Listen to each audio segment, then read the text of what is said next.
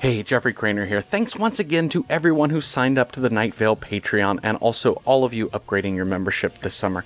We cannot do the show without you. If supporting our show is something you are able to do right now, and you want to get cool things like director's notes for each episode, writings from me and Joseph from before we even made Night Vale, regular Zoom hangouts with us, and even an ad-free Night Vale podcast feed, check all of that out at patreon.com/welcome to Night Vale. Also, if you want more fiction podcasts from us, the new season of Within the Wires starts October 12th. If you've not heard Within the Wires, it's found audio from an alternate 20th century timeline. Each season is set in the same world, but each season is also its own standalone story. So you can start with the new season, Season 6, this October, which is a ghost story told through audio medical journals. Or go back to Season 1, it's a prison escape told through relaxation cassettes. Or Season 3, a political thriller told through dictaphone recordings. It's your call. That's withinthewires.com, or just subscribe wherever you get your podcasts. You probably have a dealer. Okay, that's it. Enjoy this episode, and hey, thanks. Twinkle, twinkle, little star, how I wonder what you are. An Aries? A Gemini. I'm kind of getting Gemini vibes. Welcome to Night Vale.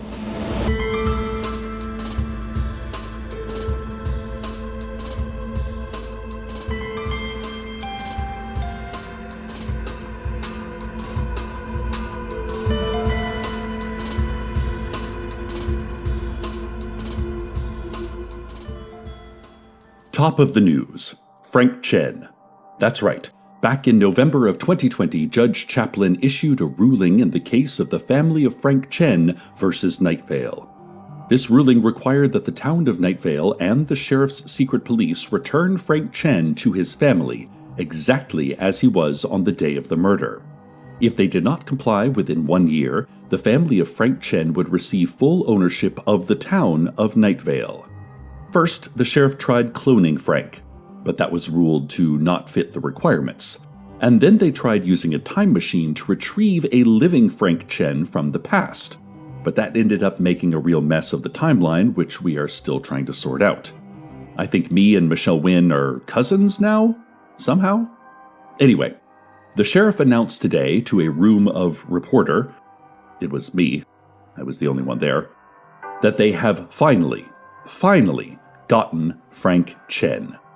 Judge Chaplin issued a request for everyone to meet her in court saying, yeah, right, and, okay, sure, we'll see.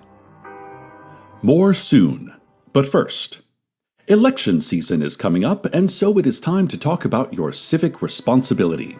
Remember, here in Night Vale, we are a democracy, and everyone gets one vote. There is only one vote in the entire city, and it represents everyone, and it is made by the voices deep in Hidden Gorge. So please remember, don't do anything. Trying to vote is illegal. Thinking about voting is illegal. Reading up on the issues is not illegal, but is, at best, crass, and will get you sneers and jeers at all the finest country clubs. The voices in Hidden Gorge have our best interests at heart, and we must trust them. Be a good citizen, do your duty, do nothing, and trust Hidden Gorge. This civic reminder brought to you by the Dairy Farmers Association of Northern Wisconsin. And now a word from our sponsors. Today's broadcast is brought to you by the Last Bank of Night Vale, the only bank you can trust.